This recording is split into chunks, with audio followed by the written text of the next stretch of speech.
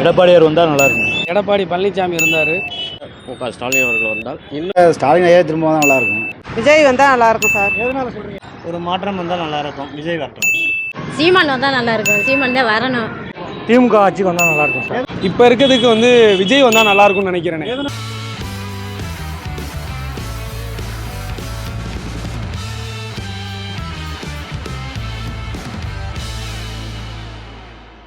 யார் முதல்வர் அவங்க கேள்விக்கு யார் மக்களுக்கு நல்லது செய்வாங்களோ அவங்க வந்தால் போதும். இவங்க அவங்கன்னு மென்ஷன் பண்ண விரும்பலை. இதனால் வரைக்கும் இருந்த ஆட்சி வேறு, இனிமேல் வரக்கூடிய ஆட்சி வேறு. புது வாய்ப்பு கொடுக்கலாம் விஜய்க்கு. அவர் சிஎம்மான வாய்ப்பு நல்லா இருக்குன்னு சொல்கிறாங்க. அதாவது இலவச என்பது அடிப்படைங்கிறது வேறு. கல்வி, வேலை, மருத்துவம் யார் தரமாக தருவாங்களோ அவங்க முதல்வர் வந்தால் ஓகே. நிறையா திட்டங்கள் நிறையா செஞ்சுருக்காரு. விவசாயிகளை நல்லா நிறையா செஞ்சுருக்காரு. அந்த கஜா புயல் முதலாம் நல்லா சிறப்பாக செயல்பட்டாங்க. எங்களோட ஆட்சியில் இந்த திட்டங்கள் நல்லா மருத்துவக் கல்லூரி, நிறையா கல்லூரியெல்லாம் கொண்டு வந்தாங்க. அதனால் எடப்பாடியார் வந்தால் திருப்பி நல்லாயிருக்கும். தமிழ்நாடு முன்னேற்றம் அடையும். வேற யார் வந்தால் என்ன மாதிரி இருக்கு? வேற யாரும் வர்றதுக்கு ஒன்றும் வாய்ப்பு இல்லையே. வந்தால் எடப்பாடியார் இல்லாட்டி திமுக தான். வேறு யாரும் வர போகிறதுக்கு வாய்ப்பு இல்லை. தமிழ்நாட்டில் ஏற்கனவே முதலமைச்சராக எடப்பாடி பழனிசாமி இருந்தார். அவர் இருக்கையில் சட்டம் ஒழுங்கெல்லாம் நல்லா இருந்துச்சு. அவரே முதலமைச்சராக வந்தால் பொதுமக்களுக்கு நல்லா இருக்குன்னு நாங்கள் நினைக்கிறோம். ஏகப்பட்ட திட்டங்கள் சொல்லியிருக்காரு. பெண்களுக்கான மாத அந்த வருமானம் 2000 ரூபா சொல்லியிருக்காரு.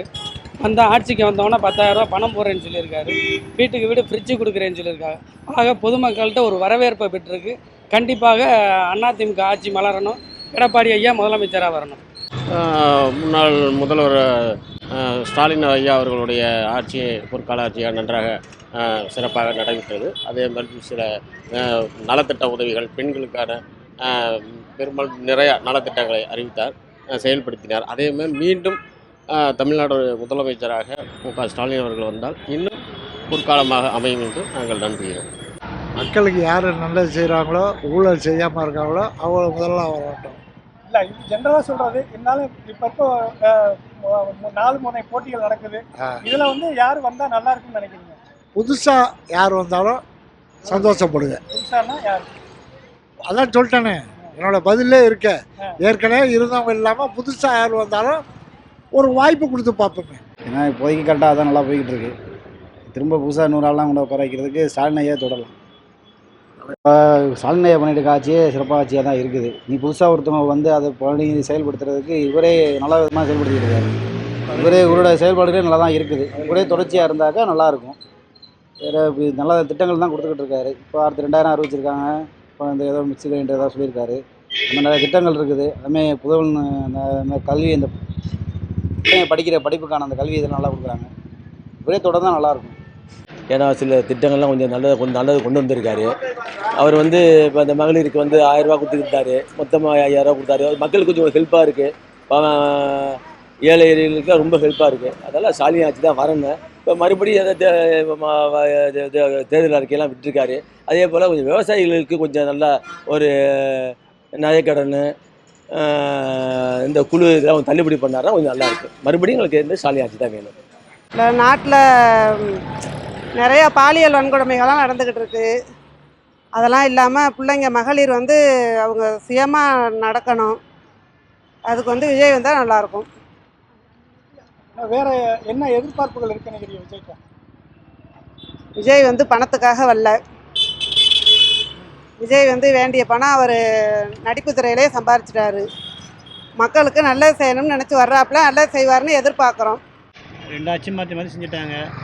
புதுசாக ஒரு கட்சி வரட்டுமே, மாற்றம் வரதான் பார்ப்போமே.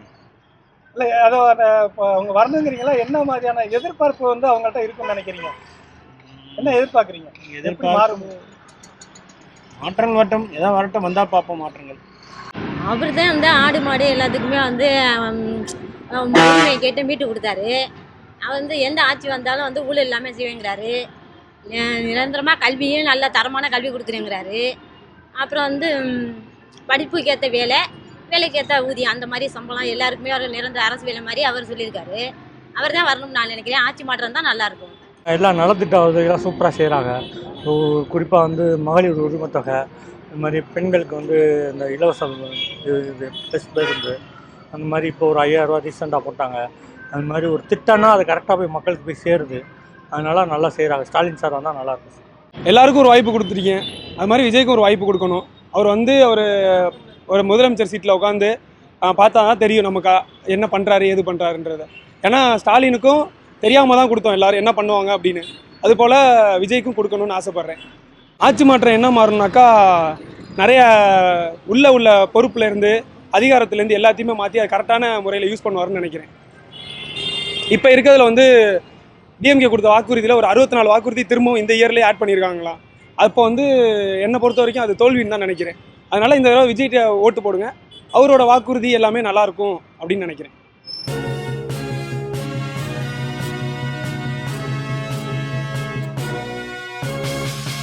உடனுக்குடன் அப்டேட் தெரிந்து கொள்ள ஜெம் டிவி தமிழ் ஆப்பை இன்ஸ்டால் செய்யவும்.